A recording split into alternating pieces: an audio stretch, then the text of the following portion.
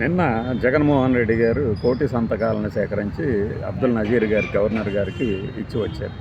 Fine. ఆ సందర్భంగా ఆయన చేసిన కామెంట్లో కొన్ని అంగీకారంగా ఉన్నా కూడా కొన్ని అంగీకార యోగ్యం కాదు. ఎందుకంటే చంద్రబాబు నాయుడు గారి మీద ఆయన పదే పదే అనుచిత వ్యాఖ్యలు చేస్తున్నారని, కొంతమంది రాత్రికి ఏడుస్తారని మనకు తెలుసు. అయితే నాకు తెలుసు ఏంటంటే జగన్మోహన్ రెడ్డి మాస్ లెవెల్లోకి వెళ్ళిపోతున్నాడు. ఇప్పుడు అతనంతా మాస్ రేంజ్లో ఉంటుంది ఈ డైలాగ్స్ అని. లేకపోతే మనము నిన్న ఉదయం కరెక్ట్గా ఈ సమయానికి ప్రస్తావించిన అంశాలు ఆయన ప్రసంగంలో దొరికినాయి అంటే దాని అర్థం ఏంటంటే జనం ఏమనుకుంటుంది, సరిగ్గా అతనికి బ్రీఫింగ్ ఇచ్చారు, జగన్మోహన్ రెడ్డి గారికి బ్రీఫింగ్ ఇచ్చారు.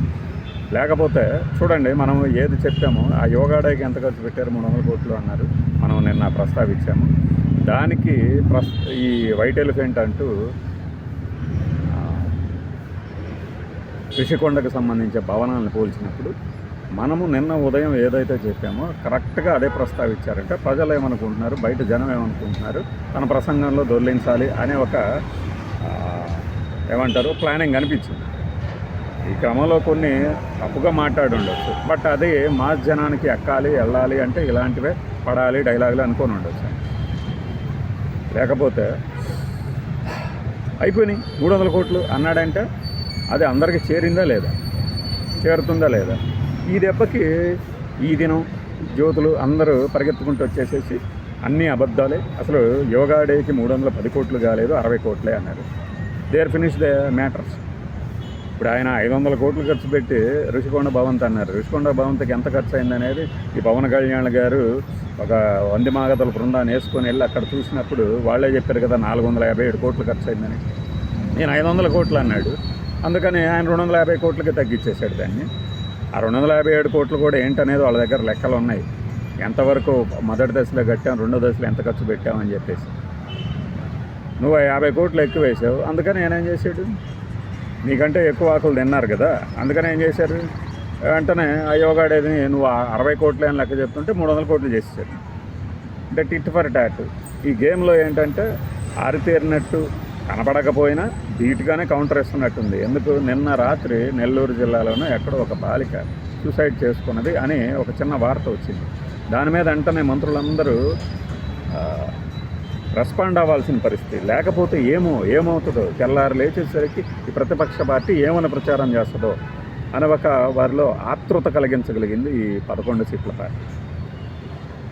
మరొక వైపు చంద్రబాబు నాయుడు గారికి ఉన్న అనుభవం, చాణక్యం అదంతా చాలా తెలివిగా వాడుతూ కలెక్టర్లు అధికారుల మీద తోసేస్తే ఎలా? క్షేత్రస్థాయిలో కలెక్టరు రోజు రోడ్ల మీద తిరుగుతారా? అందుకనే కదా కలెక్టర్ల మీద నెట్టేస్తున్నారు తప్పు, ఇంకేం చేయాలి, కలెక్టర్లు తలకాయలు బాదుకోవాలా అన్నది. అది కరెక్ట్గా జనంలో తిరుగుతూ జనం ఏమనుకుంటున్నారు అంటే ఇందులో డీటెయిలింగ్స్కి వెళ్ళద్దు. డీటెయిలింగ్స్కి వెళ్తే నేను 457 కోట్లు అనేది 459 కోట్లు కావచ్చు. అప్పుడు ఆ 2 కోట్లు మనం తప్పు చెప్పినట్లు కాదుగా, ఒక దాదాపు సుమారు అనే పదాలు వచ్చినాయి ఇక్కడే కదా. ఆ పరంగా చూసినప్పుడు పాపం ఈ గాత్రాలకి కామెడీ నేత్రాలకి రాత్రికి బ్లాస్ట్ అయి ఉంటుంది. కాకపోతే మేమేదో అప్పటికప్పుడు ఎంచుకుంటాం కదా స్క్రిప్ట్, దీని మీదే మాట్లాడాలి, తొందరగా రికార్డ్ చేయాలి, తొందరగా ప్లే చేయాలని.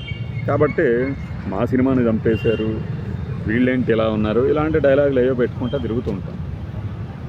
అయితే జగన్మోహన్ రెడ్డి గారు ఏంటంటే జనంలో ఉన్నారు, కరెక్ట్గా వీళ్ళ కౌంటర్ వేస్తున్నారు అనేది ఈ మంత్రుల తాలూకు రెస్పాన్స్. ఈరోజు మాట్లాడతారు ఇంకా మంత్రులు. నిన్న కేవలం సత్యకుమార్ గారు ఒక్కళ్ళే వెంటనే టైమ్లీగా రెస్పాండ్ అయ్యారు. పాపం వాళ్ళని కాదు జైలుకి పంపేది, నన్ను పంపించు అని. మిమ్మల్ని ఎలా పంపిస్తారండి, ఆయన ఇంకా అధికారంలో రాలేదు కదా.